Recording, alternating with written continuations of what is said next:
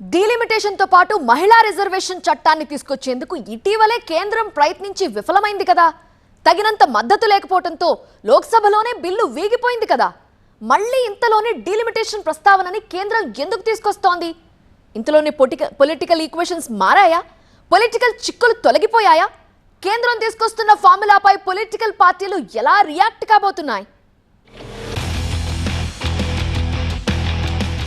నియోజకవర్గాల పునర్విభజన బిల్లును మహిళా బిల్లుతో ముడిపెట్టి గతంలో దెబ్బతిన్న కేంద్ర ప్రభుత్వం ఈసారి అలా జరగకుండా పక్కా ప్లాన్తో ముందుకు వెళ్తోంది. గతంలో వీగిపోయిన బిల్లు ఇప్పుడు ఆమోదం పొందుతుందనే ధీమాలో ఉంది కేంద్రం. ఇటీవల పలు రాష్ట్రాల్లో మారిన సమీకరణాలు తమకు అనుకూలంగా మారుతాయని కేంద్రం భావిస్తోంది. ఇటీవల జరిగిన 5 రాష్ట్రాల అసెంబ్లీ ఎన్నికల ఫలితాల తర్వాత రాజకీయ సమీకరణాలు గణనీయంగా మారిపోయాయి.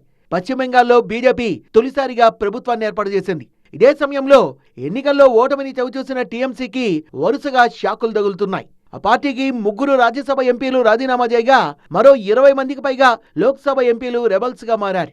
తమిళనాడులో కూడా కొత్త ప్రభుత్వం కొలువు తీరింది. విజయ్ సర్కార్కు కాంగ్రెస్ మద్దతివ్వడంతో ఇండి కూటమి నుంచి డీఎంకే దూరంగా జరిగింది.